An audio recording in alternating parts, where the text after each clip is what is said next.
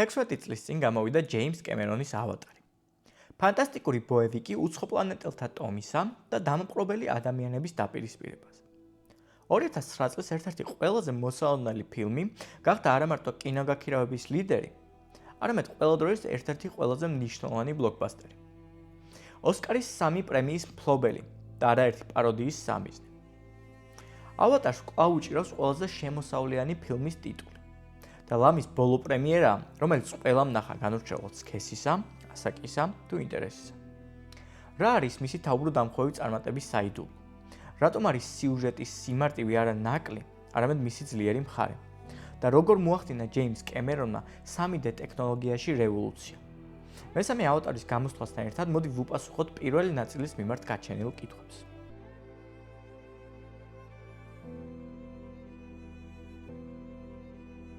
ავატარი გამოსვლის მომენტიდან ითვლებოდა ესკაპიზმის სინონიმად და ნამდვილი კინოს სიკვდილად.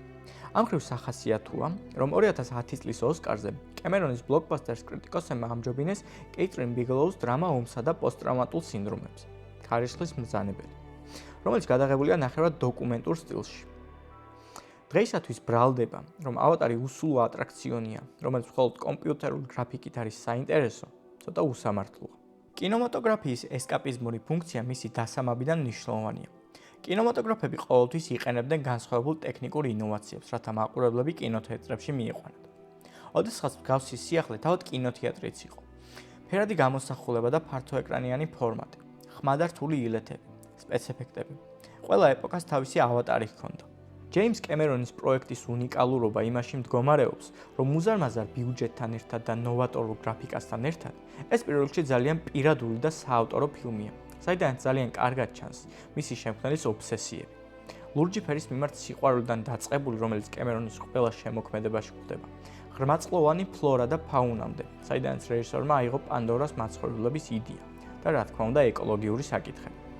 მაგალითად ამაში მდგომარეობს ავატარის პრინციპული განსხვავება ბოლო 10 წელში სხვა ფინანსურად წარმატებული პროექტებისგან, რომლებიც ან ცნობილი ფრანჩაიზების სიკველები და პრიკველებია, ან დაფუძნებულია კარგად ნაცნობი წიგნების, კომიქსების და თამაშების სერიებზე. კემერონისთვის ტექნოლოგიები და ფინანსური წარმატება არასდროს ყოფილა მთავარი მიზანი. მისი ყველა ფილმი ახორციელებდა მნიშვნელოვან გარღვევას კომპიუტერულ გრაფიკაში. ასე იყო ნოვატორული წყლის იმიტაცია უბსკრულში და თხევადი ტიათასი ტერმინატორში, მაგრამ ჯერ ყოველთვის ჩნდებოდა ნათელი სურათი.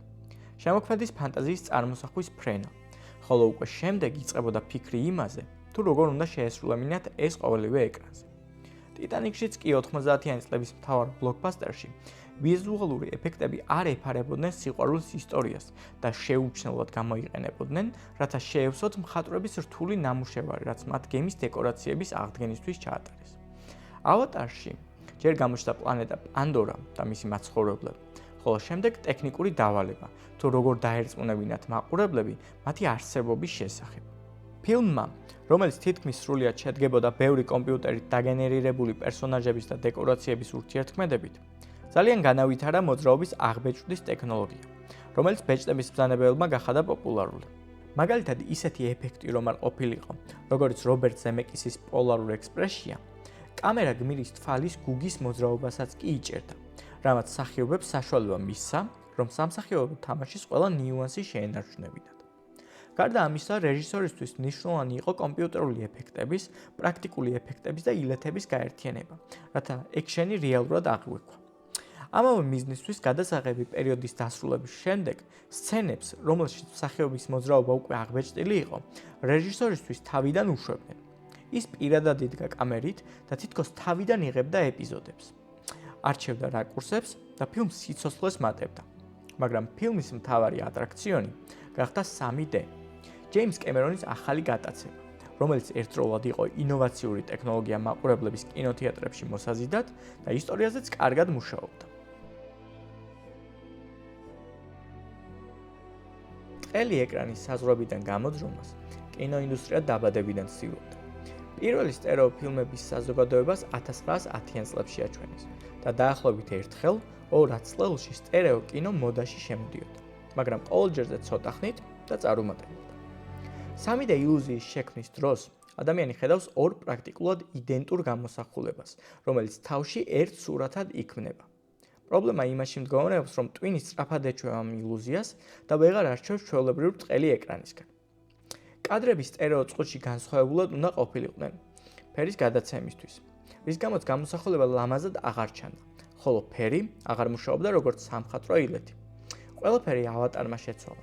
კემერონს 3D ჯერ კიდევ 1995 წელს შეუყვარდა, როდესაც Universal-ის ატრაქციონების პარკისთვის გადაიღო მოკლემეტრაჟიანი პრიკველი ტერმინატორისთვის, მაგრამ მაშინდელი კამერები და ხარჯები წარმოებისთვის ძალიან დიდი იყო. 2000-იან წლებში გადაღება ციფრულ ფორმატში გადავიდა და ჯეიმს კემერონმა ეს პროცესი დააჩქარა, როდესაც თავისი ფილმით დაარწმუნა კინოთეატრების მფლობელები, რომ შეეცვალათ თავიანთი ფირის პროექტორები ციფრულით, რომელსაც 3D მხარდაჭერა ექნებოდა. ავატარის შემდეგ ყველა სტუდიამ თავისი დიდი პროექტის 3D-ში კეთება დაიწყო, რათა მოეზიდათ მაყურებლები კინოთეატრებში და გაემართლებინათ ბილეთების მაღალი ფასი. მაგრამ პრობლემა იმაში მდგომარეობდა, რომ ხშირად ფილმების 3D-ში კონვერტირება რეჟისორების სურვილის მიუხედავად ხდებოდა, ხოლო კემერონის sci-fi ტექნოლოგიების გათვალისწინებით იქმნებოდა. რაღაც მხრივ მეც არ შემიძლია სწორად გადმოვცეთ, როგორ მუშაობს ავატარი. კინოში არ არის აკანკალებული კამერა ან ძალიან ბნელი კადრები.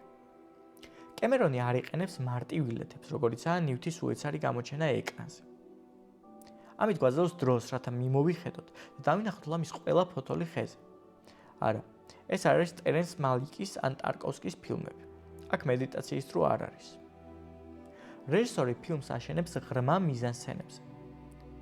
იყენებს გრძელ, მაგრამ დინამიური კამერის გავლას ან გაფრენას ღია სივრცეში, რომელიც უპირისპირდება ვიწრო და მოსაწყენ დაწესებულებებს, რომლებშიც დედამიწელები არიან შეფარულები. ავატარი პორტალია სწორედ ახალ სამყაროში და არა მხიარულ ატრაქციონებში. ჯეიმს კემერონმა შეძლო ისტორიის ისე მოყოლა, რომ მესამე განზომილება მასში მაქსიმალურად ორგანულად იყო ჩაქსოვილი, ხოლო მაყურებელს არაკომფორტული სათვალით შეძლო მაქსიმალურად ჩაფლულიყო პანდორას სამყაროში, ისე, როგორც მთავარი გმირი გადადის ახალ სხეულში. ამგვარად, ავატარი რაღაც მხრივ უახლოვდება ვიდეო თამაშებს. შექმნილი სამყაროს კანონებს კემერონი მოძრაობაში გვიხსნის. ავატარების მუშაობის პრინციპი გასაგები ხდება აზროვნების გადატანის დემონსტრაციის დროს, ხოლო ნავის ტომის ურთიერთქმედება მფრინავ მტაცებლებთან იხსნება სუნთქვის შემკვრელ ექშენში. კემერონის ფილმი კინემატოგრაფიის საწყისთან დაბრუნებაა, როდესაც ეს იყო მოგზაურობა ახალ, შეუცნობელ სამყაროში. ისევე როგორც ჯეიკ სალის არ ესმის, რომელი რეალობაა მისთვის ნამდვილი ადამიანური თუ ნავის, ასევე მაყურებლებსაც რეჟისორის ჩანაფიქრით უნდა დაკარგოს საკუთარი თავი პანდორულ სამყაროში და იპოვოს იქ არა მარტო მაღალტექნოლოგიური ატრაქციონი, არამედ ნამდვილი პოლიტიკური აზრი. კემერონმა ფილმი ჯერ კიდევ 90-იანებში ჩაიფიქრა, მაგრამ ავატარი 2009 წელს გამოვიდა. ფინანსური კრიზისიდან 1 წლის შემდეგ და ჩავარდნილი ამერიკული სამხედრო კამპანიის ათწლეულში. როგორც ხშირად ხდება მას კულტურაში, ფილმი დროის სარკე აღმოჩნდა, რომელიც ამდენი წლის შემდეგ აქტუალურობას არ კარგავს. მაგალითად, ვიდეობლოგის ესთეტიკა, რომელიც ჯერ არ იყო კინოენის ნაწილი, გვამზადებს screen life-ისთვის, ხოლო ნავის ტომის ერთიანი მეხსიერების კონცეფცია ძალიან გავს იმას, თუ რა როლი აქვს დღეისათვის ინტერნეტს. ვიღაცამ ამ ფილმში შეიძლება დღევანდელი ჰოლივუდის ნარატივები დაინახოს. ისტორიის ცენტრში შეზღუდული შესაძლებლობების მქონე გმირია. მისი გზამკვლევი, სიყვარული და გადამრჩენელი ხდება ძლიერი ქალი და საერთოდ მთელი ისტორია აბორიგენების ბრძოლაზე დამპყრობლებთან ერთგვარ კრიტიკას გავს კოლონიალური პოლიტიკის მიმართ, როდესაც უფრო ძლიერი მეზობელი იჭრება ზღვის ტერიტორიაზე რესურსების მოსაპოვებლად. ყველა ეს მოტივი კემერონის შემოქმედებისთვის დამახასიათებელია. მას თავის დროზე ჰოლივუდის მარქსისტი უწოდეს. კორპორაციების კრიტიკა უკვე იყო უცხოში.